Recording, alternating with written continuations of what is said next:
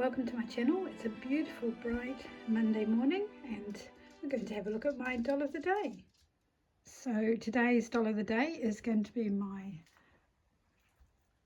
doll Lewis, who's a Schoenhut doll, and this is his big trunk of clothing and accessories. So we're going to find him something else to wear because I actually think he's been in that green outfit since St. Patrick's Day last year. So let's have a look and see what we've got for him to wear. Right, let's open it up. And yeah, he's got a good lot of clothes in here. Most of them are probably a bit wintry actually. So let's see if we can lift it up a bit, tilt it down.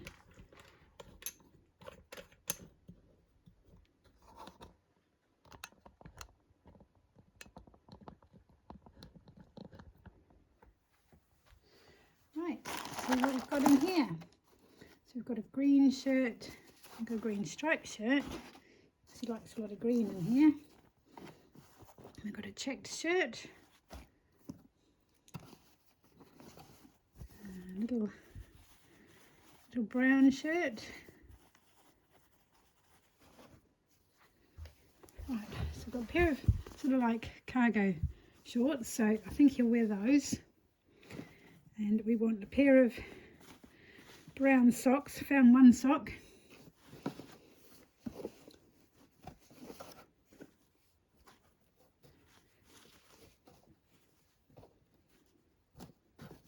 A possibility.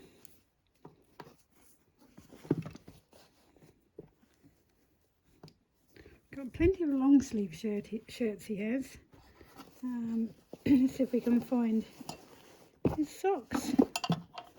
Blue socks, grey socks. So my mum and dad's house had its first viewing yesterday, and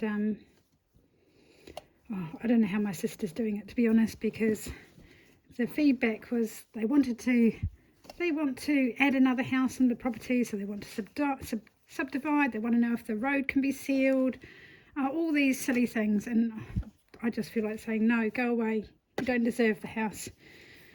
So yeah, very, very, very difficult. Right, I've got a few ideas there, depending on which shirt. I think he's going to wear a brown shirt, so we will put that aside and move the box. Yeah, the property's on 7 acres, and part of its appeal is that it's relatively private. It's got a lot of bush around it. The land actually isn't suitable for subdividing, and you know, part of the appeal of living in the country is not having your neighbours on your doorstep, and by subdividing it you will end up with neighbours on your doorstep. So I just wish we were in the same country, because I would have the house without any hesitation. But I'm not. I'm 12,000 miles away, so there's not a lot I can do, unfortunately. Nearly took your wig off there, Lewis. Yeah, so it's very, oops, pulled down his underpants. Still, actually, that will give you a good look at his body. I'll show you his body, because not everybody gets to see these dolls' bodies. When you think these dolls are nearly 100 years old, and they're amazing, just so amazing. Their articulation and how well they move.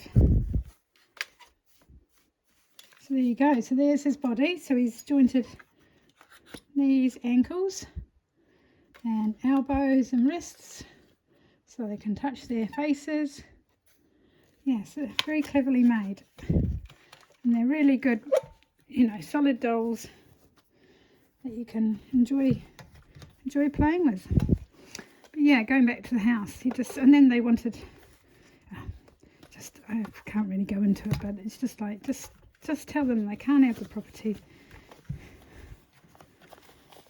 So, oh, that's right, they wanted to know if the road was going to be tar sealed. Well, I mean, the road's never been sealed, so it hasn't been sealed for, gosh, 40 years, so it's hardly likely to seal it now, are they?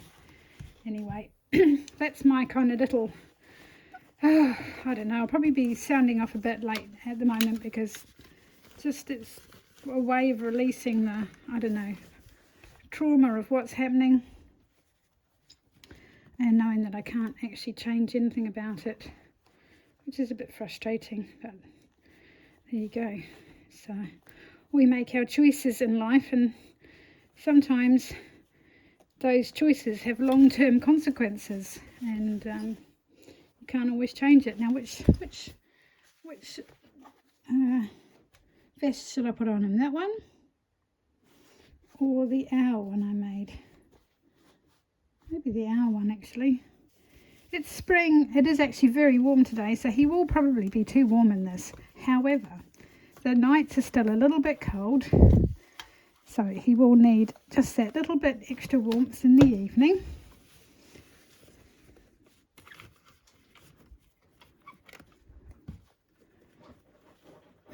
And he has had a lot of stories written about him in the past on my blog. He's got up to all sorts of adventures. I made all his clothes apart from the shirt. Not sure who made the shirt, but I knitted his sweater, or his vest rather, and made his shorts, knitted his socks, and yeah. So I'll try and leave a link in the description box below for anyone who might want to see his stories on my blog.